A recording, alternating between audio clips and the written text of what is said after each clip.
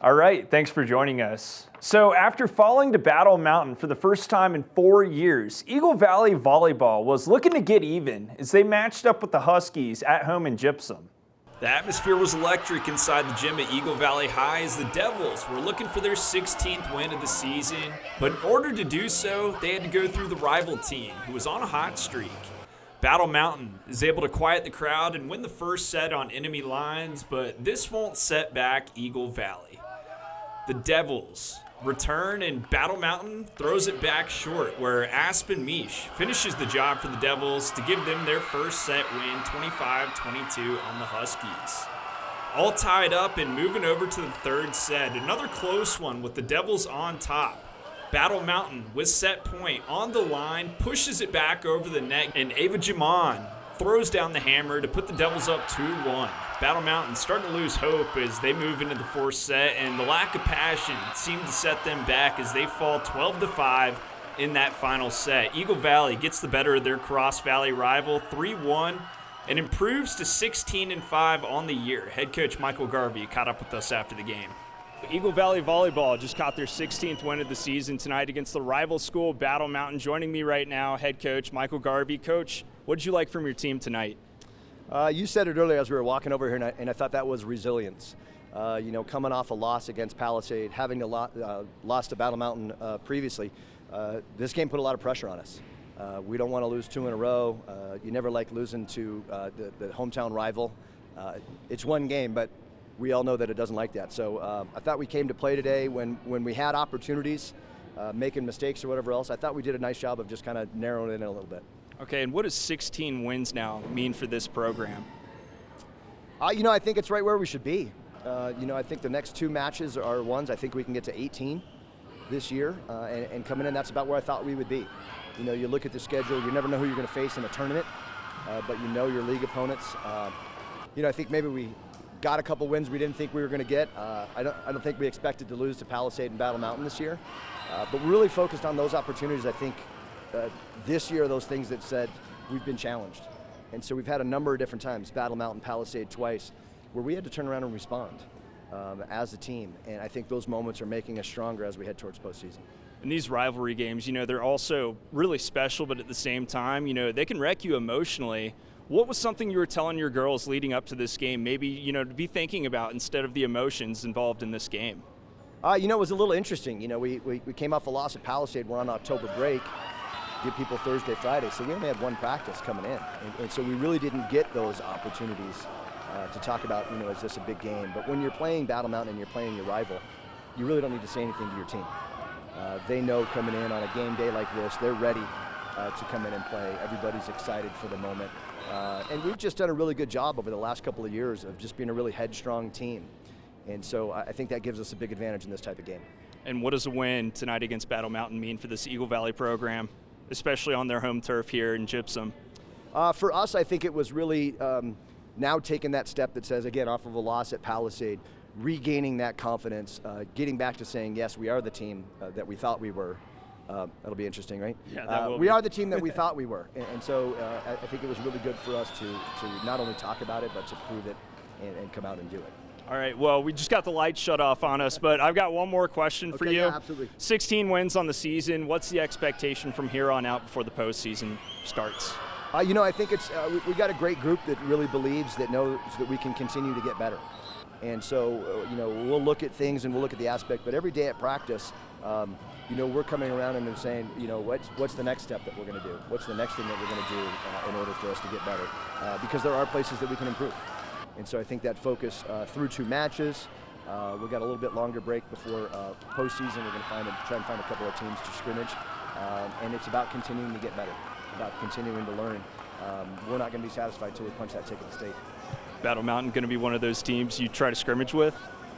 We'll see. A lot of times it comes off. I know Battle Mountain, Palisade, a lot of those teams play a 4-match tournament this weekend. So sometimes those teams aren't looking to scrimmage. So we've got to look around, and I want to see, as teams are finishing up, who's got a good record and who's playing well. So the Christian's a possibility to bring over. They've got a solid program. We may reach out to Palisade and Delta. They're both having great years. We don't mind getting on a bus if we need to. So we're trying to search for that opponent and what the right spot is for us, but we're going to keep the sword sharp. It's funny you brought up Vail Christian because I'm pretty sure I saw head coach Brittany Branson in the crowd tonight. Yeah. But so I guess that is maybe a good one to think about down the road. But thanks, Coach. Yeah, you betcha. I think, again, looking at Vail Christian, like, we're in different divisions. We don't care. So we're supporting them, too. They're having a good season. If it works out that we can come help each other get better, we'll look at that opportunity. It's all love for the Valley in that scrimmage. Absolutely. Thanks, Coach. Yeah, you betcha. Now, I'm sure many of you know this already, but securing a spot on a collegiate basketball roster is no cakewalk, let alone finding an opportunity that's close to your hometown. 2 Oregon State women's basketball players are excited to play another year in a conference that keeps them a short distance from their roots. All right, ladies, take a seat. How are we doing? We're doing good. Good. Reagan Beers and Tamia Gardner are entering their sophomore years at Oregon State. Both believe this season will be different from the last. This year we know what it takes to be a competitive team in the Pac-12, and we're just excited because we have all the pieces. A year of experience on the belt goes a long way in college basketball. The duo can't wait to apply what they've learned from a season ago, but there's something else the pair is looking forward to. Both of y'all come from Pac-12 states, Colorado and Utah, and are entering your sophomore years, but just how important was it for you to play competitive ball close to home? I'm super excited to be able to travel to Salt Lake this year. Last year, we were fortunate enough to play them at home in a packed arena with Gil. It's amazing to play in front of them, but playing in front of our hometowns is extremely special. Yeah, I second that. It's super fun. Part of the reason that we love the Pac-12 is that we get to go home and play in front of the people that we grew up around and the people that raised us. And so we are beyond excited to go back to our hometown this year and play them and compete there. Beers, a native of Littleton, Colorado, and Gardner of Ogden, Utah, are excited for trips back to their home states for conference matchups. They enter the season picked to finish towards the bottom of the conference, but believe they're capable of more. Rankings, they don't mean much, but they do. Exactly. But I feel last year was an adjustment for everyone on our team, but I feel this year we're ready to go, and we're ready to exceed expectations. The Beavers head to Salt Lake City, then directly to Boulder in February, where they know they can win games by playing in sync. Now heading over to the gridiron, we'll revisit Stanford's matchup with CU in Boulder, where the Buffs were on the hunt for their 5th win of the season. Buffs lined up deep in Stanford territory. Shadur Sanders throws over the middle for Xavier Weaver, who makes the catch, touchdown Colorado, and it's all Buffaloes in the first half. Buffs lined up again late in the first quarter in Stanford territory. 3rd and 10, Sanders looking downfield and will connect short with Travis Hunter. Hunter throws that spin move and gets into the corner of the end zone for 6. Buffaloes blowing this game wide open, and they got to be excited to have their star wide receiver back in action. Back with the 1st and 10, across midfield, Sanders will air it out to a wide open Weaver, who just strolls in for another Buffaloes touchdown, making it look easy. Colorado building that comfortable lead in the first half, and they'll go for 2 here just for fun and get it. The Buffs would end the half up 29-0 on Pac-12 foe Stanford, but this is where the trouble started.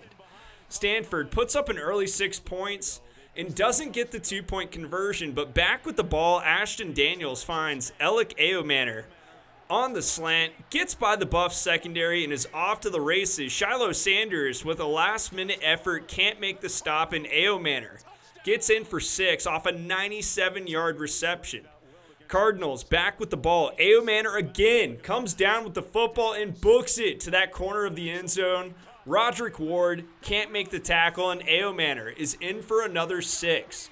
Colorado starting to let this one slip through their fingers, and it only gets worse for the Buffs as Stanford is able to tie them up to send it to OT.